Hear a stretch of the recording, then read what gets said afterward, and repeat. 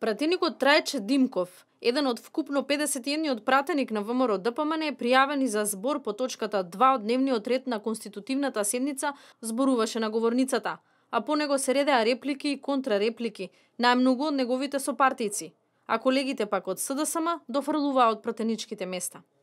ВМРО ДПМН е категорични, не се откажуваат од дискусијата се додека СДСМ не каже што договориле од така наречената тиранска платформа.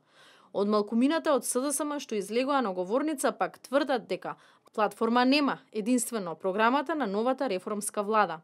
Како може колегите од Социјалдемократскиот сојуз да настојуваат да протнат програма пред отворените очи на народот во која нудат наводно едно општество за сите, а всушност решението кое го нудат е унапредување на правата на само една етничка заедница која повлекува своевидно редефинирање на државата во бинационална држава. Тоа не е исто. Изговори дека не е така веќе не постојат, бидејќи со месеци на маса се дискутира и етнички прашања кои ќе редефинираат Македонија. Народот свати, народот ве прочита. Единствената причина за ваквата обструкција ваша е бранењето на привилегиите што ги имате. Никаква друга причина нема. Зошто не сте искрени пак не кажете дека во 2008 година, после избори, го прашавте народот за законот за јазиците? Организиравте нови вонредни парламентарни избори за да ги прашате граѓаните дали се закон за јазиците? Во моментот кога зборуваше пратеникот, Ејуп Алими од ДУИ, од собраниските служби на барање на ВМРО ДПМН ја делеа платформата на секој пратеник во салата. Оставете ја Тирана и занимавајте се со Скопје, каде има институционална криза, рече Алими. Возврат Илија Димовски, со тиранската платформа се уништува Охридскиот мировен рамковен договор.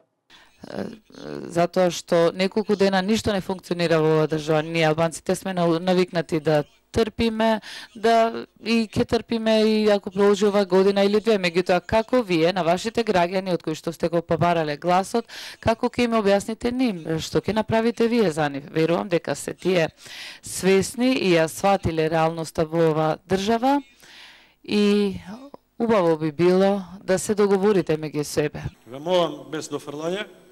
Значи, во Охридскиот рамковен договор е прецизно дефинирано каков е опсегот на употребата на албанскиот јазик во Македонија. Тоа е со уставни амандмани дел од Уставот на Република Македонија. И оваа платформа која што сега се наметнува е целосно променување на Охридскиот рамковен договор, односно на среден или на долг рок ќе значи притисок и барање за промена и на Уставот на Република Македонија или она што имате намера да го направите со колегите од СДСМ, користејќи еден збор од Уставот дека тоа се регулира со закон, се противуставно да ставите во закон и практично со закон да го дерогирате и Уставот и Охридскиот мировен рамковен договор. Повеќе комична отколку конструктивна е впечатокот од продолжението на седницата.